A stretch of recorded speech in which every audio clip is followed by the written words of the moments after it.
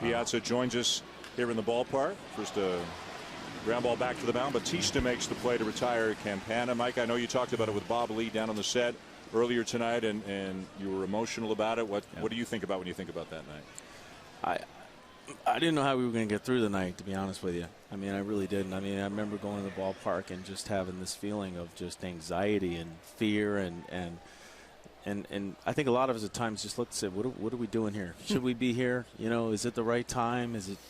And now looking back, I mean, obviously it was, but at the time going through it, it was a little scary. And I just remember being on that line, and when I heard the first bagpipes, I just started praying. I was like, Lord, please help me get through this night, because I don't know if I can.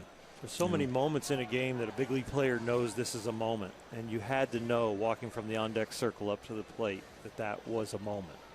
No, true, and again, that's where I think the support of everybody, just the energy and prayers and everyone supporting me, giving me wind, under my wings a little bit to help me out. And yeah, no question. And adrenaline, because at that point, as well as anybody, when you're in that part of the game, and for me, I had to tell myself to kind of back off the throttle a little bit, because I didn't want to get too anxious. I just wanted to try to put a good swing on the ball. Because you have to get a pitch, first of all. Absolutely. And you can't. Are you anticipating slider? Are you anticipating fastball? Are you thinking there, or are you that into the game, or are you just into the moment looking for a ball and hoping to hit it hard? Well, that particular bat, I remember the first pitch was right down the middle, and I remember thinking, crap. That was it. That is it. And Steve Carsey and all, sort of tipped my hat to him. He just was pouring it on.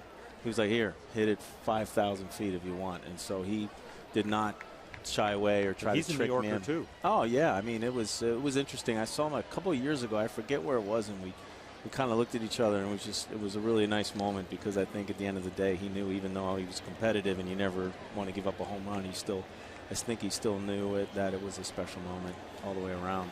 Were you asked to wait for the families after the game and to visit with them, or was that Jay Horwitz or inspiration I got to from tell teammates? Bobby will tell you, like, when we got back from Pittsburgh, we drove back, and I remember it was the most quiet I've ever been on a bus with guys. I mean, for 10 minutes we were watching, the smoke and the spotlights and the rescue efforts still going on, because at that time there were still people believing there was people alive. So that was kind of surreal. But Mr. Wilpon and Mr. Doubleday just pulled us in the clubhouse and said, look, you guys, whatever you want to do, you could do as little as you want or as much as you want. So he left it totally up to us, and I got to tell you, at the end of the day, everyone just did it from their hearts. They didn't feel like they had to do anything. And when I said I was so proud of being with a team, the guys never said no. Yeah. There were people in our clubhouse. There were places to visit. There were kids to see.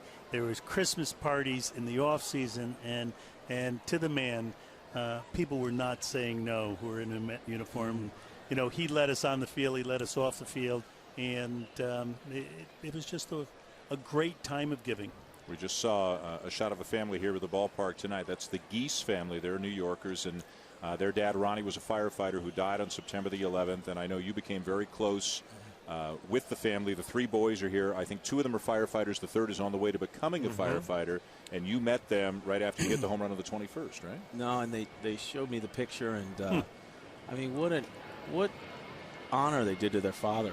I mean, to think about the character that, I mean, that's as painful it was, I'm sure, to lose him on that day. I'm sure he's getting some joy in heaven knowing that, the character he raised his boys. I mean, you could just tell. I mean, and keeping his honor alive and his memory alive is something, again, I mean, that we can all be inspired from. At the same firehouse that their dad was the chief. Yeah. They all are going to be there. No, it's just it's incredible. And, looking back again, we do want to continue to try to move and live life and honor those, because I know they would want us to. They wouldn't want us to hold back. And know life is to move on and to live. But at the end of the day, I think we have the right balance of memory and reverence and respect for them.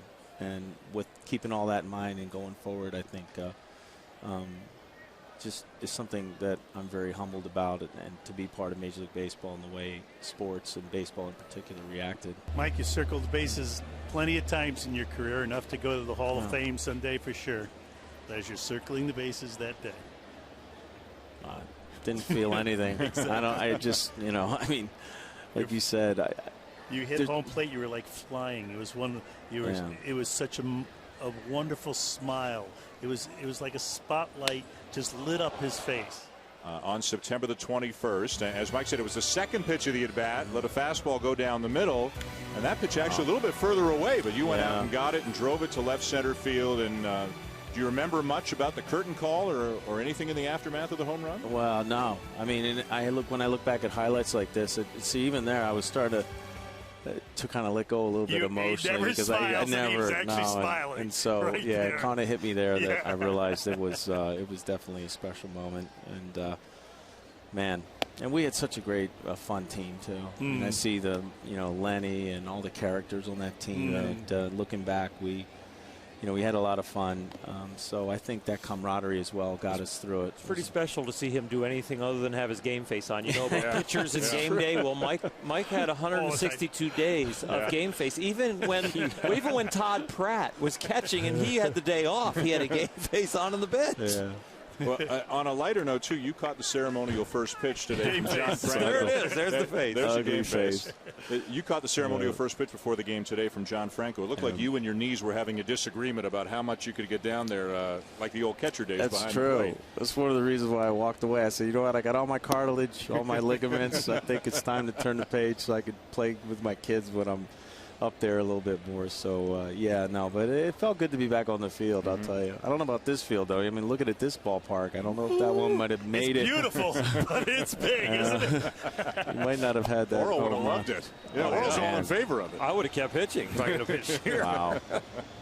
Now that home run still would have made it. It would have been over there by the apple, a little to the left of the apple, and he would have run around the bases the same way. But this is a very large ballpark. They're thinking about bringing fences in next year, Mike. Well, I think it's a good idea. And that's Death Valley out there in that gap. I mean, that is crazy. Mike, you had an apartment down south of Canal. How long was it before you were able to get in? Well, I was fortunate. I was able to get in right away. But again, just to see the feeling in the city that a few days after was unlike anything I've ever seen. A lot of people coming together and just needed to be together. So that was touching to see. And a lot of the same sentiment in the ballpark tonight. Mike, we really appreciate the time. Pleasure. Thanks for joining us. Seeing you. Mike Piazza stopping by the booth. Bless you guys. Take a time out and come back after this.